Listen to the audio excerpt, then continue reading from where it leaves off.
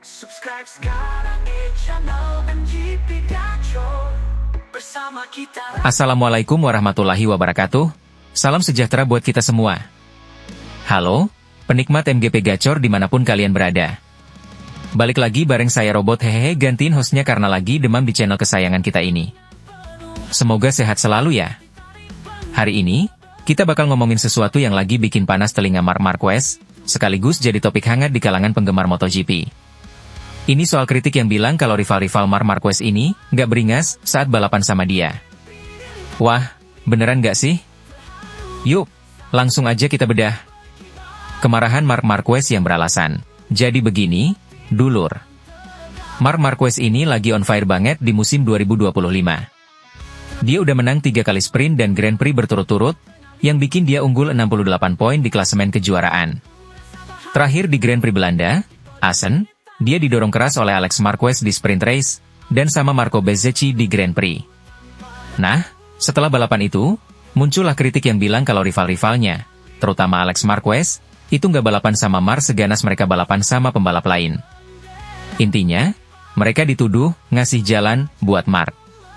Mendengar ini, Marc Marquez pun nggak tinggal diam.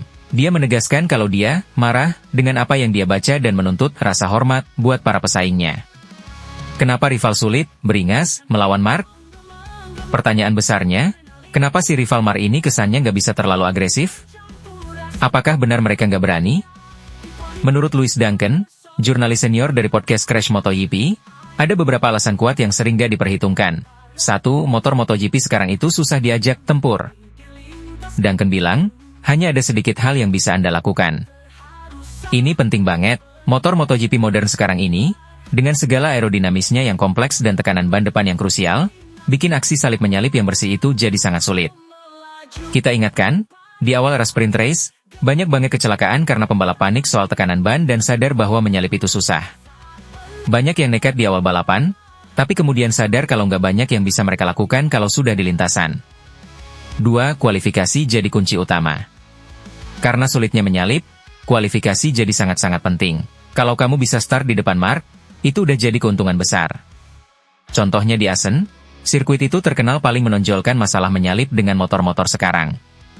Dulu tahun 2018 bisa lebih dari 150 kali menyalip di Assen. Sekarang, sulit banget karena treknya ketat dan cepat. 3. Risiko tinggi untuk Alex Marquez. Sekarang kita bicara soal Alex Marquez. Banyak yang bilang dia nggak seganas biasanya sama kakaknya. Tapi, Duncan menjelaskan, Alex itu juga penantang kejuaraan. Dia nggak akan mengambil risiko salip menyalip yang berisiko. Bayangin aja, kalau dia maksain nyalip Marc, terus dia crash atau bikin Marc crash, dia yang rugi poin. Apalagi selisih poin sama Marc itu bisa menguap cepat kalau bikin kesalahan. Alex cukup pintar untuk tahu kalau untuk ngalahin Marc dalam jangka panjang, dia harus konsisten dan membangun dasar poin yang kuat. Dia nggak akan gegabah dan melempar motornya ke dalam. 4. Bezzecchi juga punya perhitungan sendiri. Begitu juga dengan Marco Bezzecchi. Dia memang menekan Marc dengan sangat keras di Grand Prix. Tapi, perlu diingat, dia sedang berjuang untuk posisi kedua bagi tim Aprilia yang lagi di bawah tekanan. Melempar banyak poin hanya demi peluang kecil menyalip Marc Marquez itu jelas bodoh. Mereka semua punya perhitungan matang, dulur. Duncan menyimpulkan, saya pikir orang-orang mungkin sudah sedikit lupa bagaimana cara kerja balapan. Ya, memang sepertinya begitu. Balapan modern ini punya dinamika yang berbeda dengan dulu. Taktik Marc Marquez yang brilian.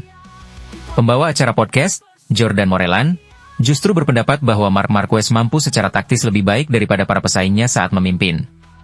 Dia tahu betul betapa sulitnya menyalip dengan motor sekarang, dan dia memanfaatkan itu. Contohnya di sprint race Assen dengan Alex Marquez. Marc memang terlihat lebih lambat di sektor terakhir, tapi dia menempatkan motornya sedemikian rupa sehingga Alex tidak bisa menyalipnya di bagian cepat. Dia mengalahkan mereka secara taktis. Itu sangat mengesankan, apalagi mengingat komentar-komentar negatif tentang rival-rivalnya. Jadi, dulur-dulur MGP Gacor, kalau kita lihat dari penjelasan ini, kemarahan Marc Marquez memang beralasan. Kritikan terhadap rival-rivalnya itu mungkin kurang memahami dinamika balapan MotoGP modern. Bukan soal mereka tidak berani, tapi lebih ke strategi, risiko, dan keterbatasan motor itu sendiri. Gimana menurut kalian, dulur-dulur? Apakah penjelasan ini membuat kalian lebih paham kenapa rival Marc Marquez terlihat tidak beringas? Atau kalian punya pendapat lain? Jangan lupa tulis pendapat kalian di kolom komentar ya. Dan jangan lupa juga, like, share, dan subscribe channel MGP Gacor ini biar gak ketinggalan update terbaru seputar dunia balap. Sampai jumpa di video selanjutnya. Gaspol. Wassalamualaikum warahmatullahi wabarakatuh. Subscribe sekarang di channel MGP Gacor.